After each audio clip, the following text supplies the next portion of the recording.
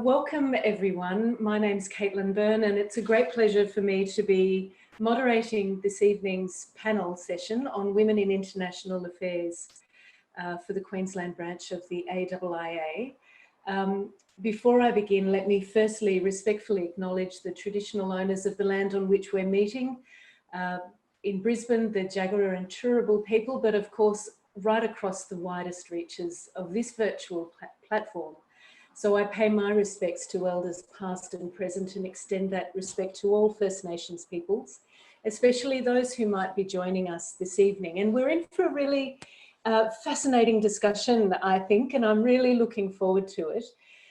We are wanting to talk about women in international affairs, and I should say we're not the only ones doing this. There has been a real momentum across the AIIA branches right around Australia, but also in a whole range of other associations looking at the role of women in particularly international facing roles. And I think it's great to be a part of this discussion and to add a Queensland dimension, if I can put it that way, to the way we'll be talking about this issue tonight.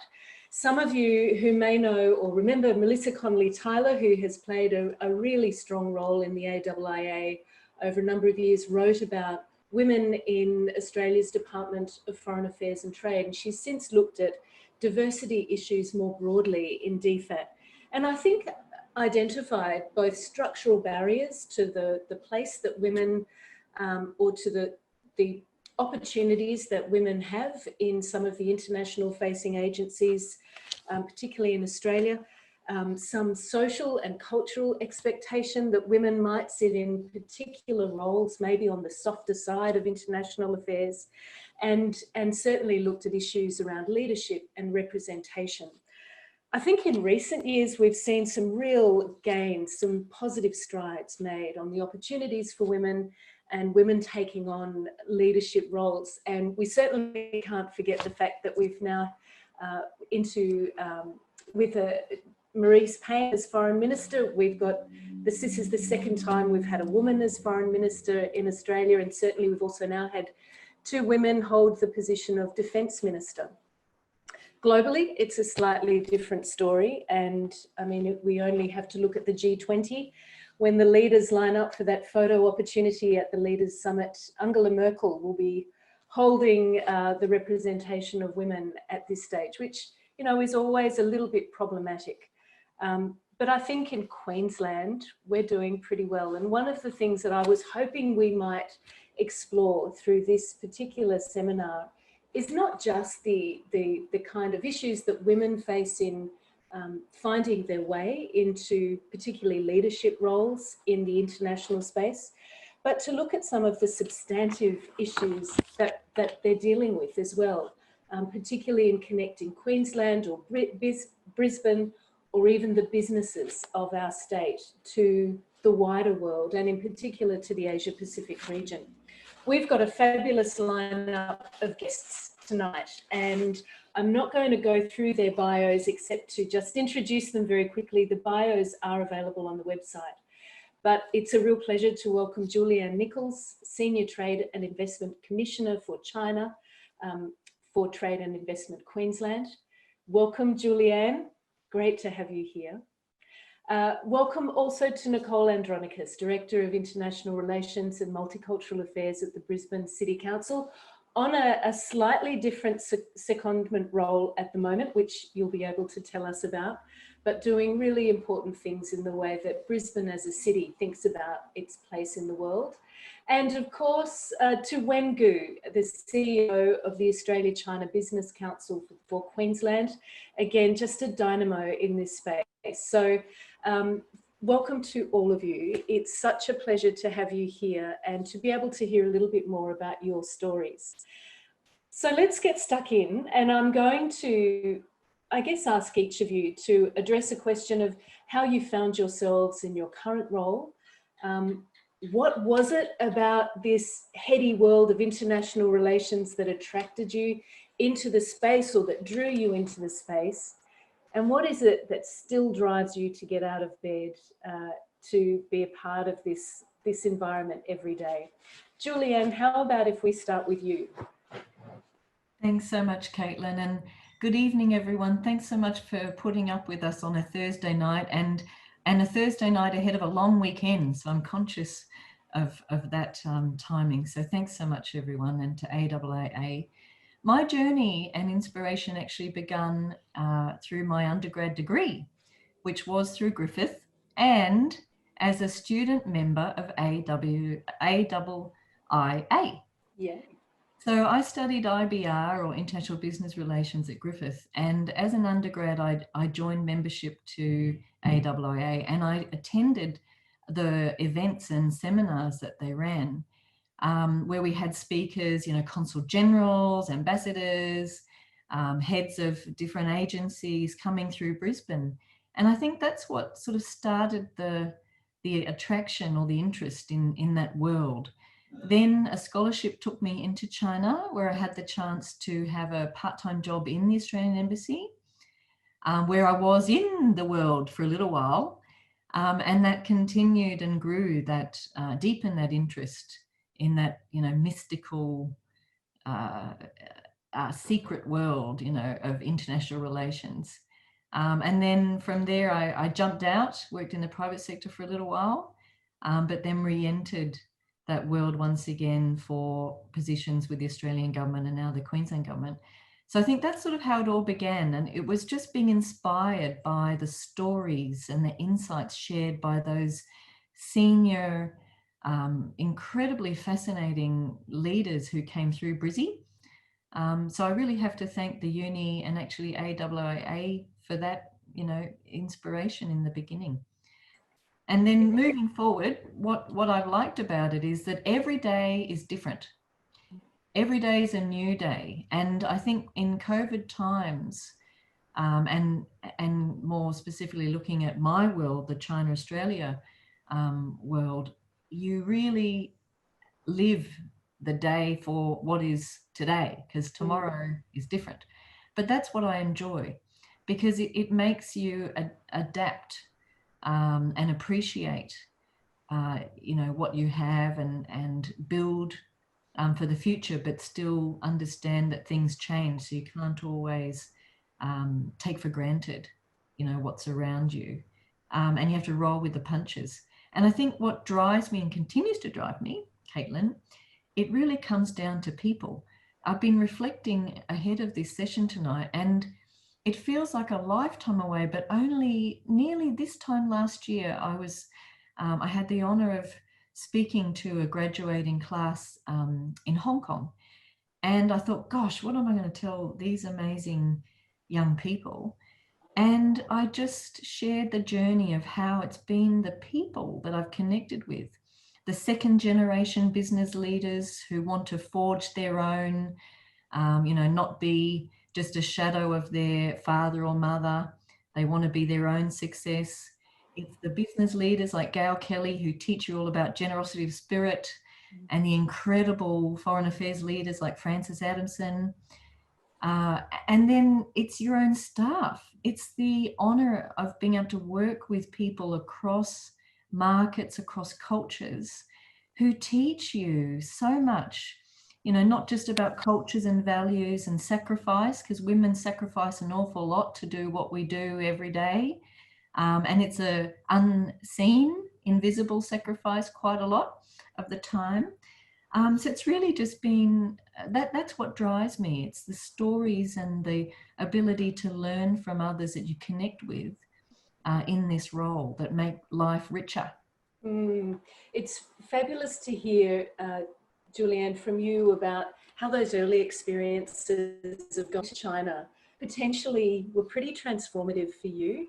And I think if I can take that as a bit of an opportunity to come to Wengu, when you've traveled in an opposite direction, if we're talking about geography. So tell us a little bit about your story and how you've landed in Brisbane with the ACBC. Thank you, Caitlin, and thank you so much for the invitation to join this conversation. Obviously, I know Julianne and Nicole, so very pleased to be on the same panel sharing our stories.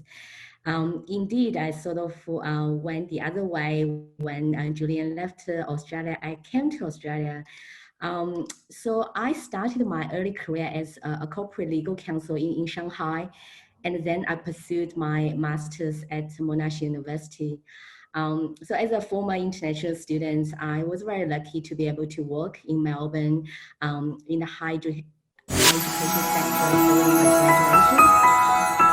For the past 7 years, I have been serving the Australia-China business community, both in Shanghai and now in Queensland.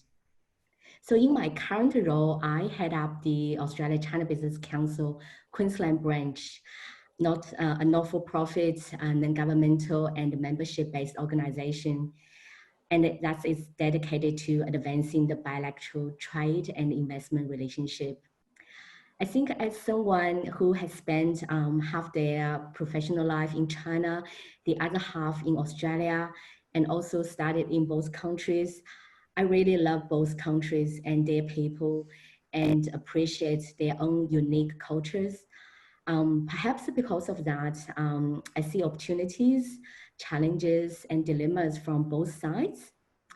I think there is so much to do in the bilateral relationship, and it is a privilege to do what I do. To some extent, I think it is probably my calling to make other cultures a tiny bit more intelligible. That drives me to get up every day and keep showing up. And I think there are a lot of good people and positive stories in this community, which continues to inspire me. It's so interesting when that you talk about showing up. And one of the things I have to say about you is you are so good at that. You know, you really have an ability to be present and visible at so many events. And I think that's been so positive as well, just for being part of that people-to-people engagement. Do you find that tricky? I enjoy that. I think I enjoy having different conversations, and obviously sometimes it can be difficult conversations as well. But I think the ability to understand where they're coming from and also provide a different perspective is very helpful.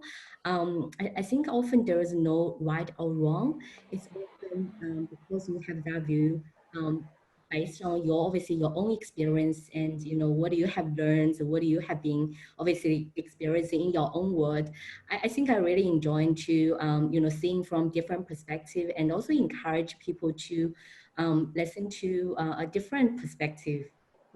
So important. And if we're talking about different perspectives, we often forget when we think about international relations, we think about country to country. We do often think about the business relationships or state to state, but we don't always think about what cities are doing. And I think in our part of the world, it's amazing when you look at how cities are really becoming these new drivers of economic power, social change, real cultural hubs. So that was a beautiful segue. Thank you, Wen, for setting up Nicole's entrance into the conversation and just thinking about, finding a place in the international relations team at Brisbane City Council.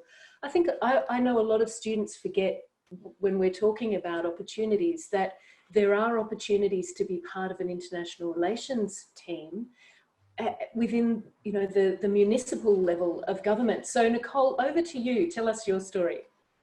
100%, Caitlin. I didn't realise until I really got the job, until I saw it advertised, that the Brisbane City Council had an international relations team. And I think when you think of sort of foreign affairs, you always think of the traditional career paths, which probably, Julianne, you may have taken. And I think that these days it's good to keep in mind that there are a number of different alternative routes into the international / foreign affairs space these days. But I mean, to answer your question at the beginning, if you had have asked my 12-year-old self that, I would have said, there's no way I'd be doing what I'm doing now. I thought I was going to be a rock star. I really did. You are, Nicole. I was a classical trained pianist, and I thought that I would somehow merge those two worlds together. But thankfully, I'm sparing everyone of that now, and I'm in this space instead. But in all seriousness, my story, probably without knowing it, began listening to the stories like yours, Julianne, of my mother. She escaped the former Czechoslovakia at the height of the Cold War in 1968 after the Soviet invasion. And her career path, and indeed her future and her sisters, was very limited, so they had no other choice. But what really saved her was her uncle worked in the United Nations as a scientist. So he enabled them sort of that cover to flee. And she spoke 5 languages, which helped her very much adapt and evolve. And I was just as a little girl fascinated by their stories, my uncle and my mother's stories about, you know, entertaining in the embassies and the gala dinners and all that secrecy you sort of talk about. And I think that I sort of became quite, you know, focused on the European history and scene. And then, similar to you again, high school presented 2 options for language, which I wanted to do in my mother's footsteps, because I think you are what you see. And at the time, you know, there wasn't too many women out there doing different types of things. So my mum sort of really pushed me to learn that language, and I had the choice of Japanese or Indonesian. And I chose Indonesian because they were our closest trading partners, but really it's the easier language. But don't tell my parents. And then I kept that up throughout university as one of my degrees. And I didn't ever do that for any other reason than I was just passionate and I loved it. So I started doing science and realized that I wasn't going to go into medicine, which is what was hoped of me, and had to kind of reconcile with that. And then I did business, and I just loved the Indonesian business. I found really dry, but I thought that's my ticket into a job.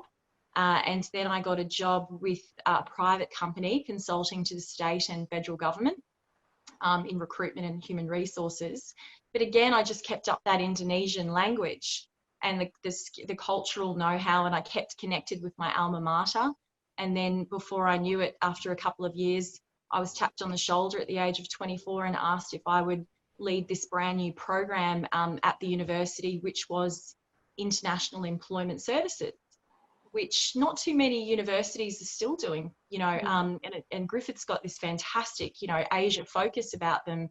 But at the time, it wasn't about getting international students in. It was more about getting international students jobs in their home country.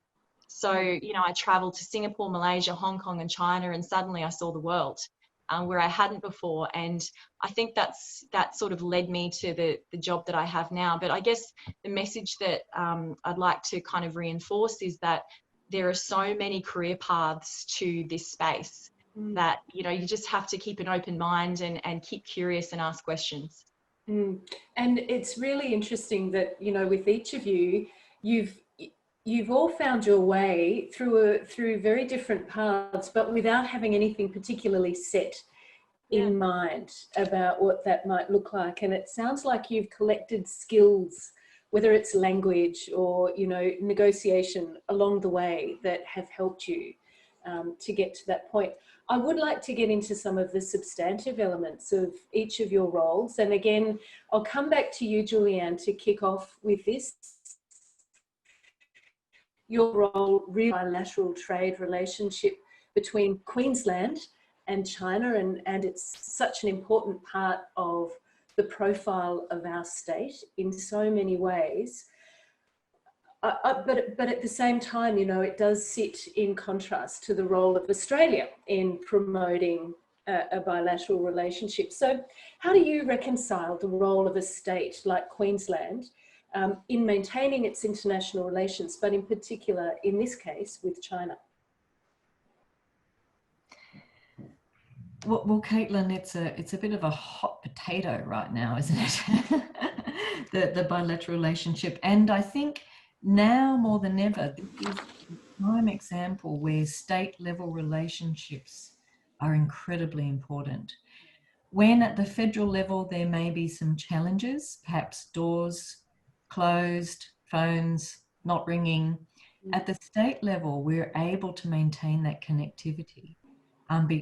You know, because you are that one layer down, you know, perhaps you could say you're closer at the people-to-people level, because you have this fabric that you've woven over many generations, which Nicole and Wen are examples of, you know, at the city-to-city level, at the individual and organisation, chamber and business industry level. That counts. It's those meaningful relationships built over many decades where you've got that personal touch, you've built a city together, you've talked about smart cities and how to solve problems together, you've had government reps come down for, you know, a training program or some exchange here. So you understand each other more deeply. And in times like this, that's when those relationships really count.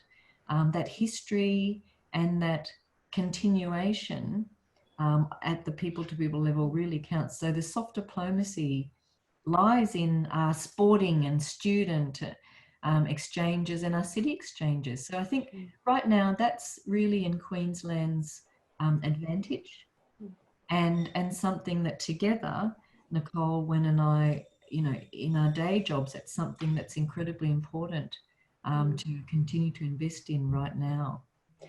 Now, you're in Queensland at the moment, but when you're in your home base in China, in Shanghai, that's right, isn't it? Just describe, you know, how do you manage? China's an enormous country. How does the Trade and Investment Queensland office manage its relationships across this incredible continent? Yeah. Well, you're right. Once you get to that state level, Caitlin, we are minuscule compared to the feds. So, you know, the embassies, the consulate, Austrade, they have hundreds of staff in country. TIQ, Trade Investment Queensland, you know, there are 15 of us for the mainland, and 3 if we, you know, 3 when we add on Hong Kong to look after Greater Bay. So that's a very small team and a significant geographic spread. So really what it comes down to is focus and relevance. So for us, for Queensland, there are certain areas where us as a state focus makes a difference compared to other states like Victoria, New South Wales. You know, we have our traditional strengths in mining and ag, but we also have some other areas of strength. So it's about working out what those are that match future forward China, not the yesterday China, and then leveraging those relationships once again to continue to find opportunities to bring more into that conversation and into that relationship. So for us, we take a regional approach. So it's not local, but regional.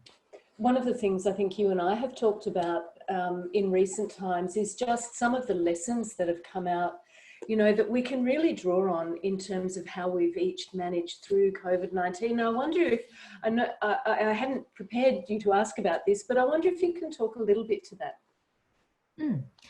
Well, we've had the whole world has had a crazy journey that continues, doesn't it? COVID.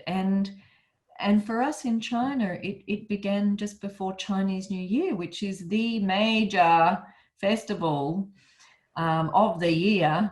And, you know, here back in China in January, we're all stocking up for our, you know, Chinese festival marathons with family, the banquets, you know, the family gatherings, and all of a sudden lockdown happened. And no one really was prepared for that at all. Some people were stuck out of their, you know, out in their hometowns, couldn't get back to their cities of work. But I think for us, for TIQ, our approach was very much back to that adaptability positioning. So Trade Investment Queensland, our bread and butter is to help Queensland companies export to China. We bring Chinese investment into Queensland and we support education and training partnerships. But with COVID, just like Nicole, all of a sudden we've started getting into the world of sourcing PPE, articulating and qualifying what products and barriers and logistics challenges there are. We've been helping Queensland businesses who run factories in China reopen the doors during lockdown. So I think it's about adapting, but still maintaining that value offer by using those relationships. The people we have in China, our amazing local team, they're the ones that's the engine room of the relationship. It's so important. And while we're talking about China, if I can bring you in at this stage as well, it makes sense to talk a little bit about the business connections. And I'd be really interested to hear from you about how Queensland businesses are maintaining those connections right now with China. And maybe we can follow up on what Queensland businesses should be thinking about as we move out of the COVID response into a recovery timeframe. Thanks, Caitlin. I think if we look at the current commercial relationship between the two countries, if you follow the news last week, I think the number just came out, which looking very positive. China's share of Australia's exports have reached an all-time high, rising to 48.8%, which is incredible. When we were talking about, a third of Australia exports was going to China, that was already, very impressive. But right now, the number looking even, more incredible. But also I have to point it out, the service sector does actually, experience some drop, largely I think due to the pandemic. I see people-to-people connection are going strong despite the travel restriction. Because at the Australia-China Business Council, we work very closely with grassroots businesses. Luckily with tools like WeChat, Zoom, business are still very much connected with their partners in China. As a part of Chinese culture as well, email can be hit and miss, but everyone in China uses WeChat personally and professionally. And I certainly encouraged a bunch of Queensland business to get on WeChat and starting contacting their, business friends over there, because they are obviously a little bit concerned. They're not sure if they can talk about, business over WeChat. I said actually that's what WeChat for. It's quite probably very helpful to know the cultural differences and what is considered inappropriate in Australia might be perfectly acceptable in China. Business communication often, occurs on WeChat, and sometimes, contracts will be, transferred via WeChat as well, which obviously, email still is being used, but, WeChat is a very commonplace for those conversations to take place. I think your second question, in terms of, what Queensland business should be thinking ahead. I think there are still a lot of opportunities between Australia and China. So at the ACBC Queensland branch, we have 7 industry working groups, so which they serve as platform to support industry specific engagement. So the 7 industry working groups covers education, tourism, food and agribusiness, property construction, mining and energy, health and aged care, and the financial services sector. I think it might be a cliche to say doing business with China is not a sprint. I certainly think it is true. But often business still don't fully get it. Sometimes business do make quick transactions, but it is not sustainable. Queensland business really need to have a mid or long-term plan for China. They can take baby steps and manage their risks. And there's certainly a number of ways you can engage a seemingly massive market, but knowing not everyone is your consumer. I think it's also very important to understand you must have a unique selling points, regardless if you are exporting your services or you export a particular products to China, because you are competing with the rest of the world. All eyes on China right now. I think you know, there is no. Not many countries haven't sort of had that engagement with that, you know, massive Chinese consumer market. And also be very, very diligent to do your homework and know who you select to work with. Sometimes I'm still surprised to learn some of the board members have never been to China themselves.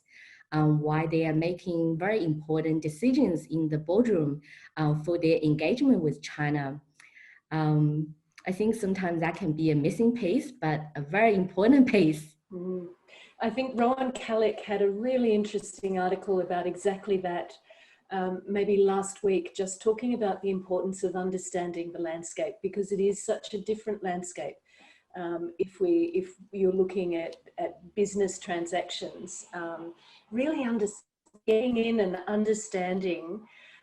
Do you see a lot of businesses with, you know, really strong longevity in China, Queensland businesses that have really established themselves very well over a long period of time?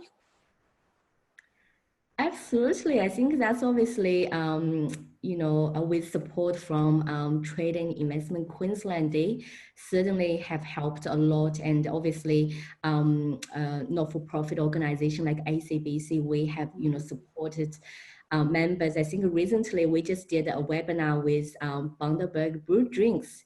You know, who would have thought a regional business is going so well in China, but they obviously didn't, you know, make the success overnight. They had the first entry into China in 2007, and they didn't actually succeed the first time around, which they obviously was very brave to acknowledge the fact that, you know, they wasn't ready, they were not ready. And then back in 2000, I think 14, they made a re-entrance, which at this time they took obviously a lot, you know, different strategy and work with different partners, and obviously spoke with, you know, state government and Austrade and, you know, ACBC, you know, organizations who actually do have, you know, a lot of network and also, I guess, you know how in the space. So helps them to navigate a lot better this time around. You know, it's incredible to see, you know, their you know, ginger beer and other soft drink is being consumed by a lot of Chinese young consumers now. So that's obviously a good, very good Queensland, you know, example. And obviously we have no shortages of, you know, those businesses who actually do the hard work, and they do actually willing to take the risks, but obviously it's a calculated risk. And they do, you know, connect with different bodies, you know, from the city level to the state government level and industry bodies. You know, I think that's why they can find, you know, a sort of a strong place in China. No, it's really fascinating. I'm so glad you brought up the example of Bundaberg. That's fabulous. And I know that there's so much happening in this very complex space. And again, Nicole, I'll come to you on the role of the city and the city-to-city links that I think Brisbane City Council has developed incredibly well. I guess it would be really good to know, how did Brisbane come to think of itself as playing a role on the world stage? Because it does that in a very distinctive way, I think. So I wonder if you could talk us through the background there.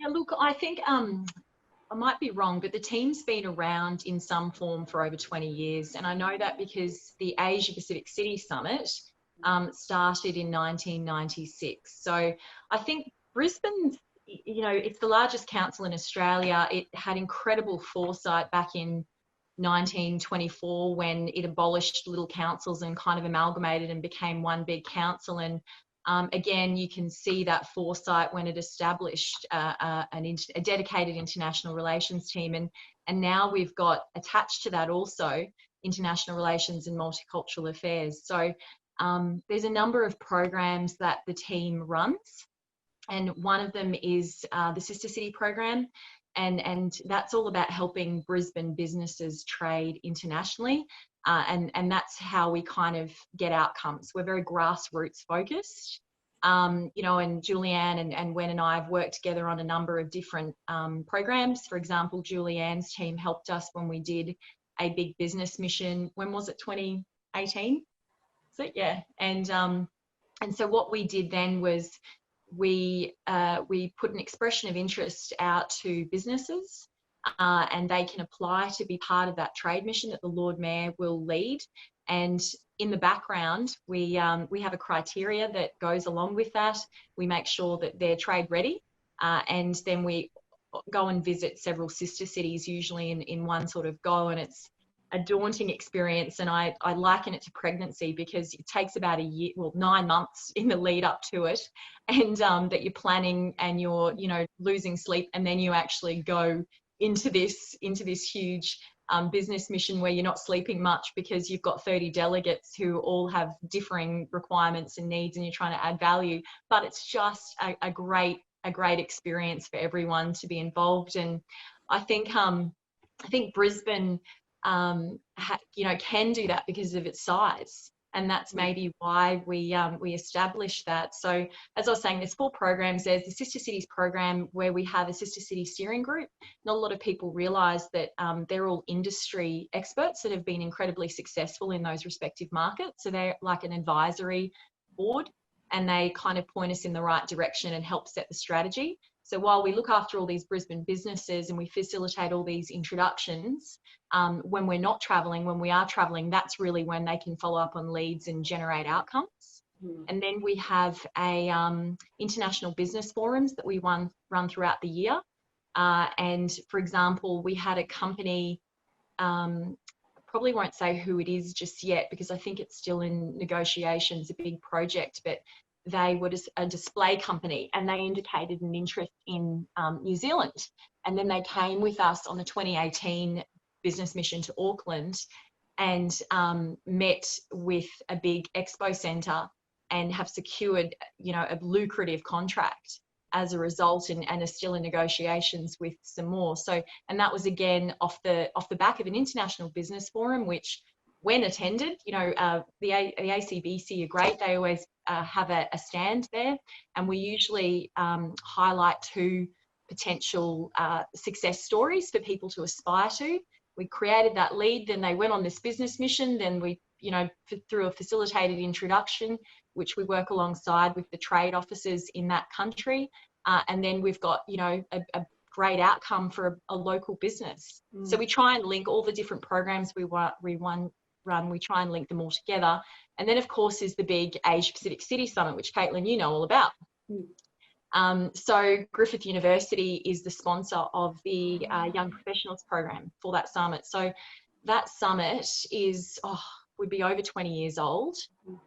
It's the largest city summit in the world in terms of the number of urban leaders it attracts. It's a 4-day program. Normally it's in a biannual summit returning to Brisbane every 4 years. And in the off year, cities actually compete to host it, and they pay a lot of money. They bid for it. And within those 4 days, there's sort of 3 different components. There's like a young professionals forum. So anyone in the audience is welcome to apply. It's another great opportunity to, you know, expand your networks and hear firsthand some of the relevant and meaningful policy kind of decisions being made at that city and even state and federal space. And then we have the business program, which runs alongside that as well. And we have sponsors. We had Microsoft come on board. We have Bloomberg, Uber came on board, and not to mention the speakers like Rudy Giuliani in the past, Richard Branson, Cherie Blair. Who am I forgetting? Oh, Randy Zuckerberg from Facebook. Yes, and is it Mark? Mark Randolph. Very good. Thank you. Yeah, from the co-founder of Netflix. So you're right. It's you know, we're a little city, but we're playing on a big international space, and it's nice to be able to contribute to the Team Australia and generate those outcomes for local businesses. So for us, it's not so much about policy, but it's about getting those outcomes and cultural but business outcomes happening in soft diplomacy. And you did mention that inward-facing role and really working with multicultural communities, or, you know, the broad diversity of Brisbane. How has that unfolded as part of what the city is doing? So that merged in 2011, the multicultural affairs space. So, and that's another part of that portfolio. So imagine like a little mini UN. The Lord Mayor runs these forums quarterly, where the leaders of all the multicultural business chambers of commerce or community groups sit on, and they discuss, you know, potential issues. They, you know, put forward ideas, they troubleshoot together. And I'll give you an example. A few years ago, there was a suggestion in one of the communities that a business was going to be called after a former dictator, because it was a couple of young people that thought it would probably get some good branding, maybe. I don't know. But thankfully, the multicultural roundtable was able to get a hold of that, and we were able to negotiate and, you know, and talk them into a different name that wouldn't upset, you know, the diaspora networks. And you know, came to a very good result, which didn't get that media attention, which, let's face it, when the media sometimes get a hold of these things, it can be blown out of proportion. So so I think that kind of brings a nice element to that portfolio. And I think the other important thing to keep in mind with the multicultural affairs part of the business is that the diaspora network is so well connected that often they will call me and say, did you know this ambassador is coming in? Oh yeah, he's my uncle and he's coming in. And so we will actually find out information sometimes before DFAT or, you know, TRQ, and we'll actually be able to give them some really useful pieces of information that, you know, that they may not have otherwise been aware of. So it's nice how it all connects. Those very rich people-to-people connections just can always be surprising. And I'd actually like to ask each of you about when you've been challenged or surprised in the role that you're in. Before I do that, I think I was a bit remiss in the very beginning, and I forgot to mention that we would love questions from our audience. So there is a question and answer function. If you're able to type your question in there, we will come to those at some stage. But one of the things I think it's really interesting and can be particularly challenging for women, especially in the international affairs space, is asked or prize, and it might be because of a cultural difference or, you know, just being in a situation that might be really unfamiliar. I had a funny situation maybe about 1.5 years ago that took me by surprise and really made me think I've got to build up my repertoire of songs that I can draw on quickly and easily, because, you know, in our region, singing and karaoke is very important and you've really got to be able to participate. And I was at a formal dinner in Phnom Penh, and the host, who spoke Khmer and Russian, pointed at me across the table and in Russian said, "I want to hear you sing." And that was then interpreted, and I thought it was a joke. I, you know, laughed it off, but actually he really wanted to hear me sing. And we did go around the table and everybody had to sing, but I thought I had no idea what I was going to sing, and it was a very stereotypical song choice. I'm not even going to reveal it here, but it does remind you that sometimes the skill set you've got to put into play, you really draw on some very diverse skills. So I'm going to mix the order up a little bit. Nicole, is there anything that comes to mind for you in terms of that sort of challenge? When you said that, I was thinking, hence my rock star ambitions are reignited. Well, actually, something really funny happened in Kobe in Japan on a business mission, we were asked to sing the national anthem as a business mission. The whole, like all the participants, but they actually wanted Waltzing Matilda. So make sure you know the words of both the national anthem and Waltzing Matilda would be my advice. You just never know. And I think you could probably throw I Still Call Australia Home in there, Yeah. maybe. Yeah. I don't know. Wen, how about you?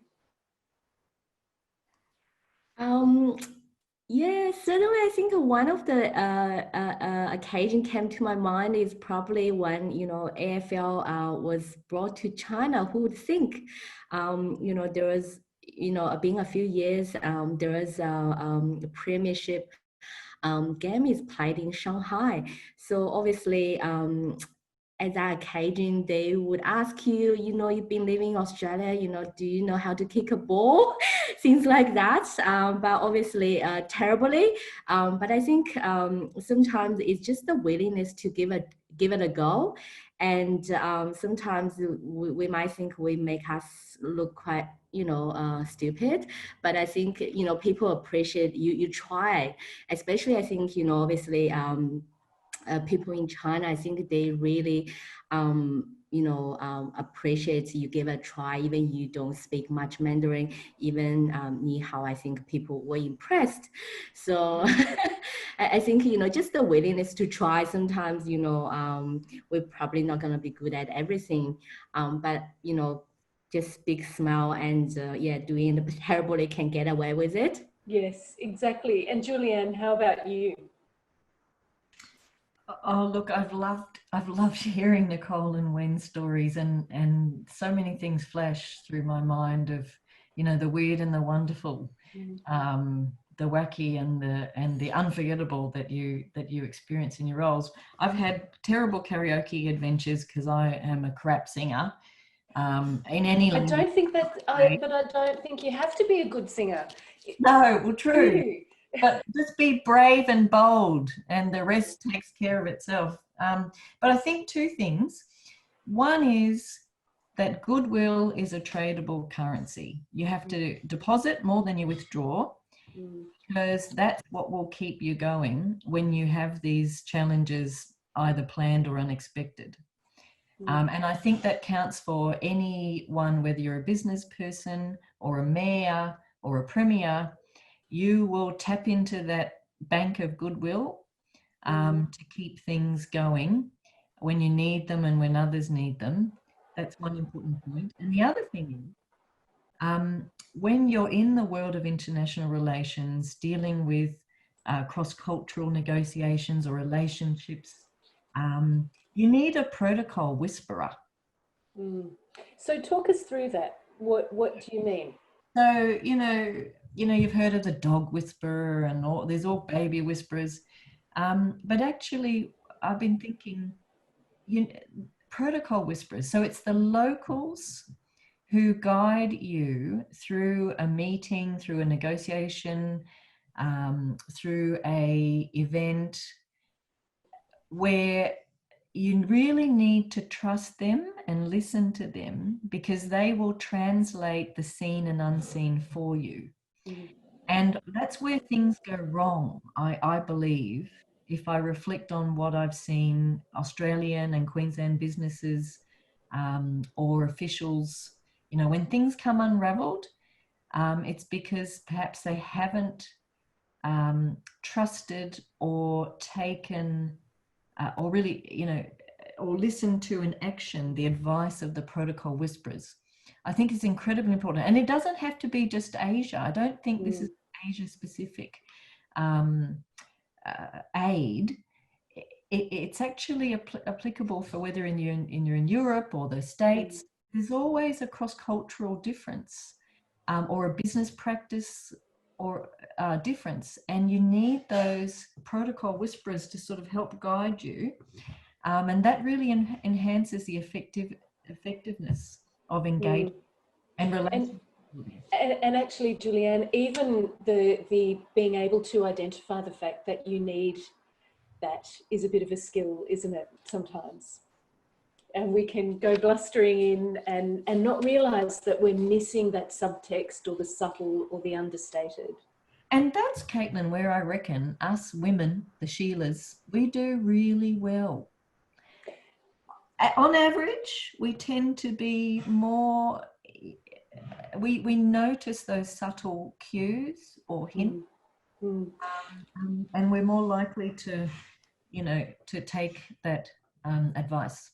Well, that's actually bringing us to a really good place, because I would like to ask what your thoughts are on, you know, this issue or the issues that women might face in international affairs, whether they might be structural or social/cultural. What are you seeing in this space? And perhaps, Julianne, if we start with you, and how do you overcome some of the challenges that you face? Well, if I reflect in the past couple of decades of just my own journey, you know, perhaps when I started out, you know, I was the young coffee maker.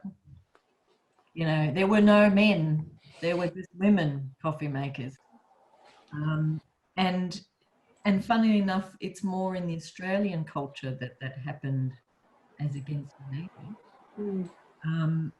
And to the point now where in most circumstances, we are seeing some very impressive women, whether they're in government or business, you know, take the lead and importantly, bring others with them.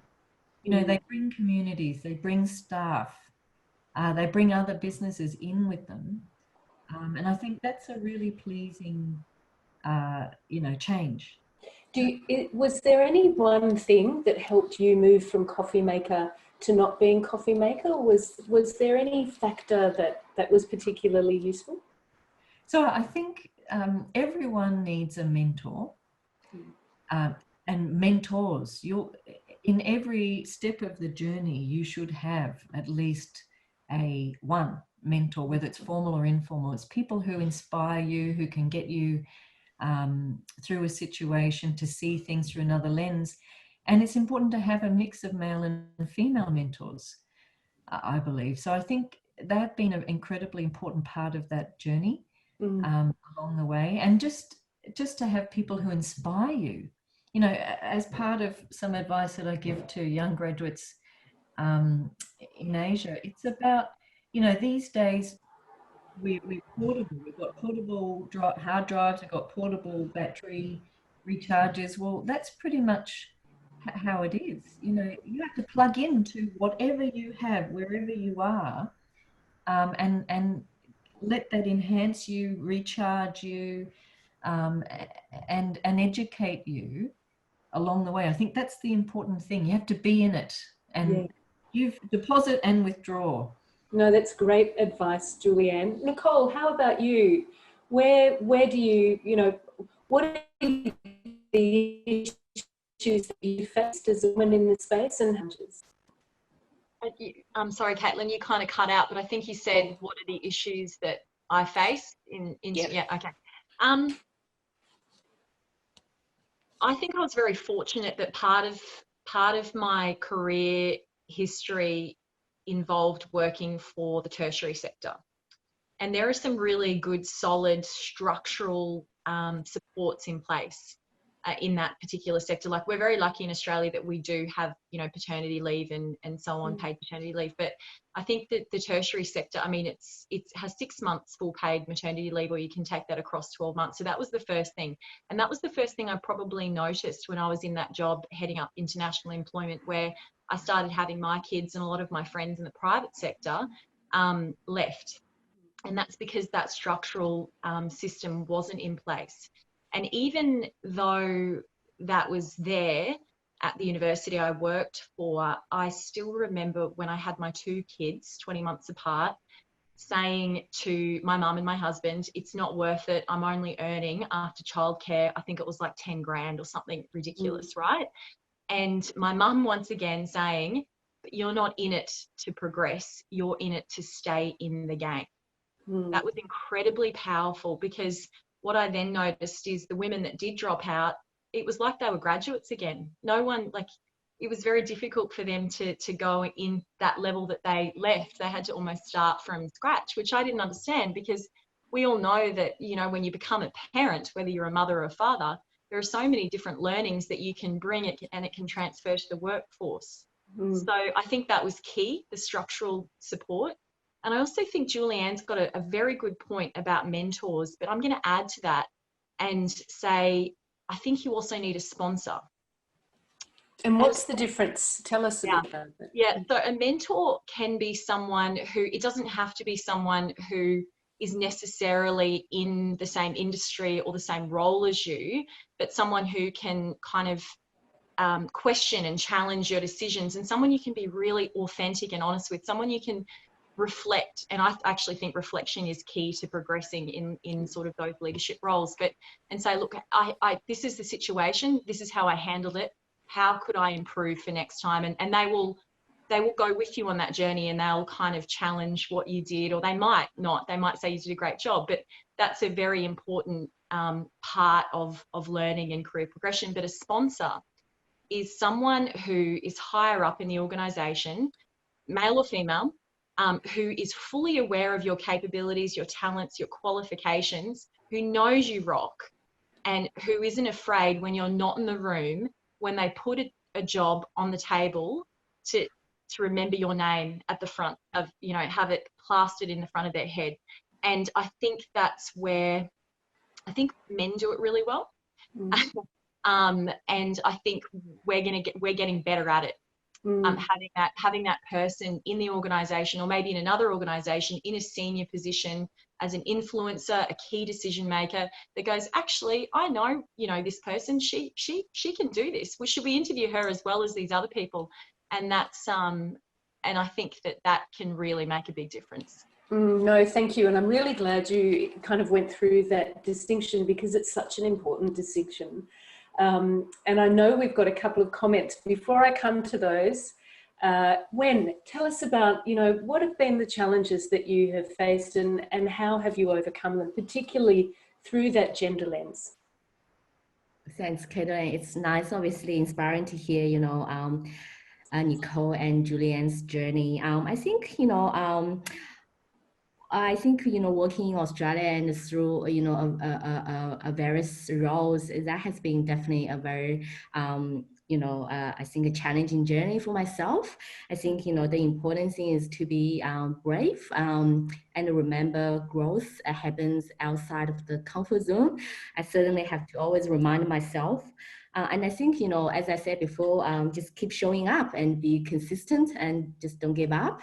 If, you know, you really believe that's what you want to do, then just keep at it.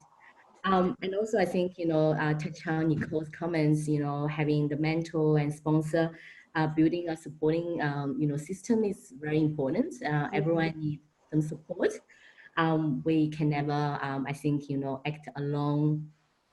And I think, you know, lastly, I think I learned that, you know, in my own journey as well. And if you have been given, you know, a place at the table, and don't waste it, but not for the sake of, you know, saying something to say something. But I think, you know, often you probably are not as disqualified as you think.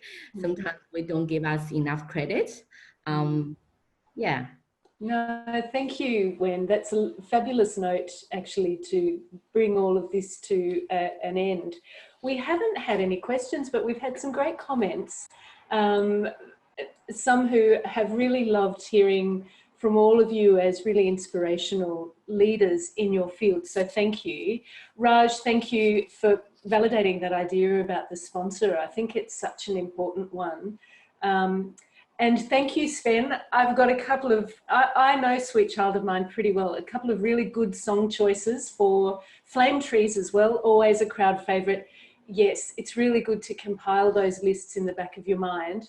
And just another comment from Sven about today, the Indo-Pacific is being touted as the epicentre of strategic competition. And for Australians, Brisbane sits at the heart of this region.